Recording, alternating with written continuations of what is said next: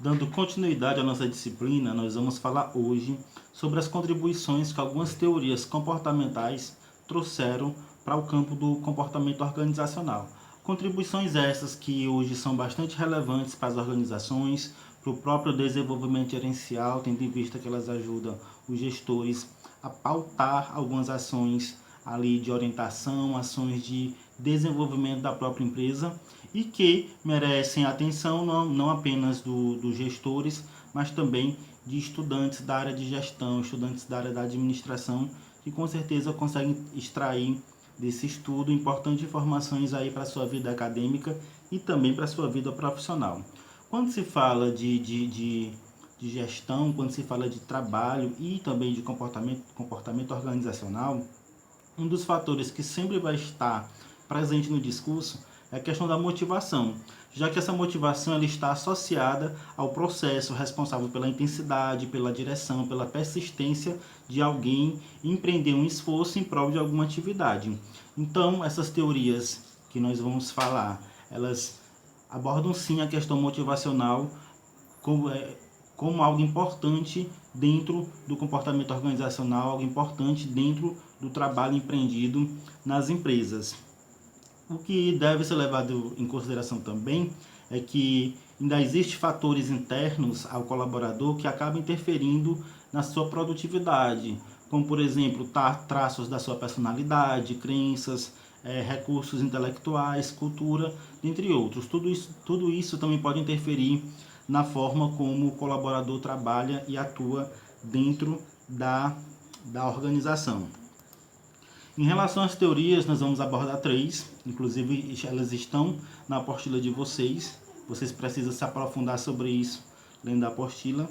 A primeira delas é a teoria ERG ou também ERC. Essa teoria ela é adaptada, ela é muito parecida com a teoria da hierarquia, que foi postulada por Maslow.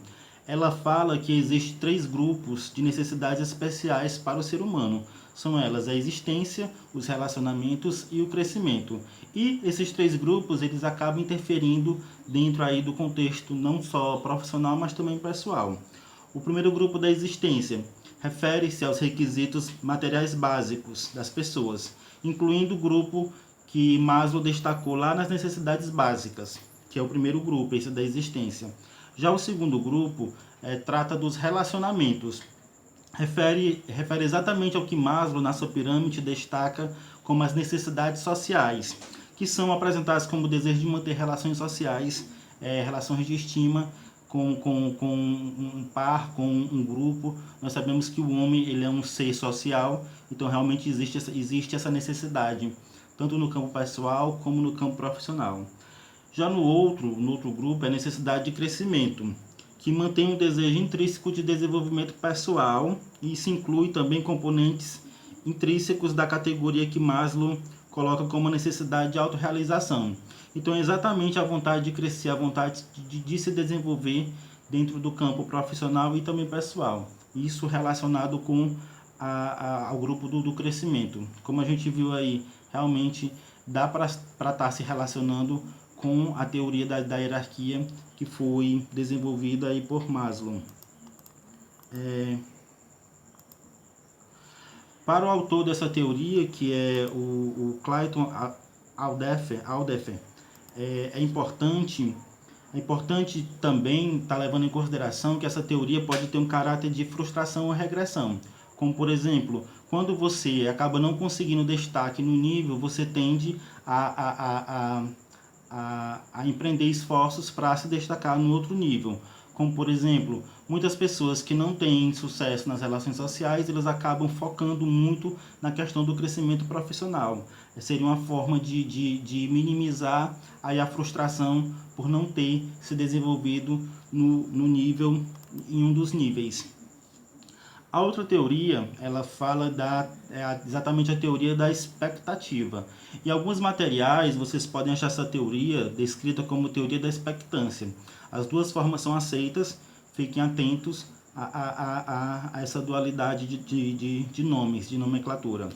Ela foi desenvolvida por Victor Vroom e ela é bastante conhecida na parte de motivação humana. Então ela fala que o ser humano ele trabalha mediante expectativas, ou seja, que o trabalho dele ele também busca que esse trabalho traga um resultado atrativo para a pessoa. Então, ao desenvolver um trabalho dentro da empresa, o colaborador ele tende a desejar, ele tem expectativa de que aquilo traga algo também de positivo para ele. Essa teoria ela se baseia em 3 relações: a relação do esforço e desempenho, que refere-se à percepção do colaborador, que determina que a quantidade de esforço pode levar a um desempenho. A outra relação é desempenho-recompensa, que é exatamente a percepção de que ele, ao fazer um trabalho bem feito, ele vai ter alguma recompensa em relação àquilo, que vai ter um retorno ali para ele, seja financeiro, seja de reconhecimento. E a terceira relação, dentro da teoria da expectativa, é a relação recompensas-metas pessoais, que se relaciona com o esforço que ele empreende dentro da atividade e ao alcance de alguma meta pessoal que ele tem. Aqui traz mais para o campo pessoal, a gente já se distancia um pouquinho do campo profissional, mas como o esforço está ligado à empresa, embora a realização seja no campo pessoal, também é de extrema importância da gente estar destacando esse grupo. Então são essas 3 relações aí que são defendidas dentro do grupo da teoria da expectativa, desenvolvida por Victor Vroom.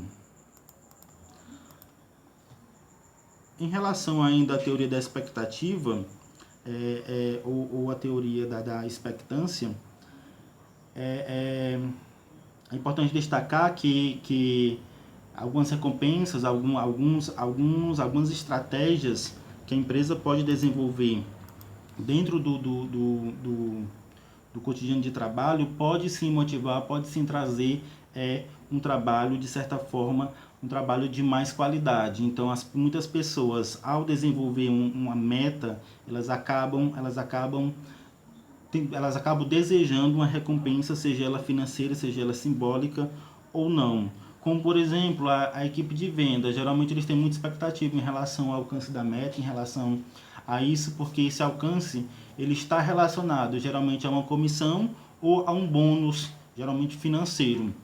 Então, é algo que os gestores devem estar atentos, principalmente dentro de algumas atividades, já que tanto a empresa tem objetivos, mas as pessoas, os colaboradores também têm objetivos, também têm metas, e é preciso também ter uma atenção em relação a essas metas, que de certa forma são pessoais, mas se relacionam com as atividades desenvolvidas dentro da empresa. A terceira teoria, ela fala de equidade, que exatamente tem um equilíbrio entre os colaboradores. Então, em suma, é exatamente você equilibrar ali a forma como as pessoas são recompensadas, a forma como as pessoas são vistas, são avaliadas, e tentar equilibrar o máximo a questão de trabalho, a questão de recompensa, a questão de ganhos financeiros com a qualificação, com o empenho. Então, muitas vezes nós temos aí disparidades de salários, disparidades de comissões, disparidades de estrutura de trabalho entre colaboradores, e isso de certa forma pode gerar uma insatisfação, pode gerar inclusive uma mudança de comportamento, principalmente quando um colaborador ele percebe que o seu trabalho ele possui um desempenho melhor, ele possui um resultado melhor, enquanto isso um colaborador que tem o seu mesmo cargo, tem a mesma função, ele não executa o trabalho com tanto desempenho, com um resultado tão bom, e acaba tendo uma comissão melhor, acaba tendo uma remuneração melhor. Isso infelizmente acontece, é uma realidade em muitas empresas, e muitas vezes acaba impactando muito negativamente no comportamento, no desempenho de outros colaboradores.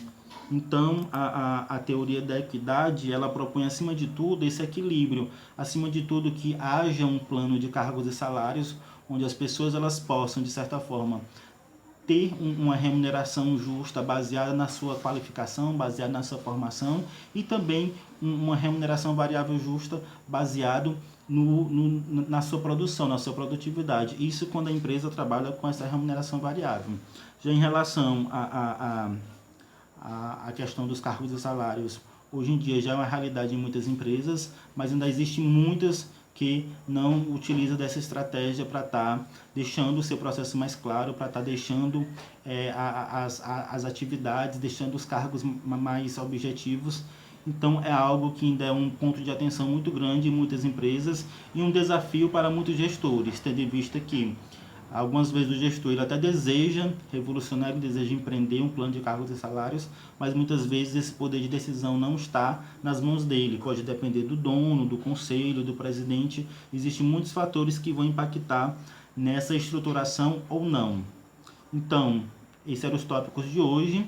Dúvidas vocês já têm em meus canais de comunicação e aprofundem o estudo na apostila ou em outros canais. Muito obrigado e bom estudo a todos.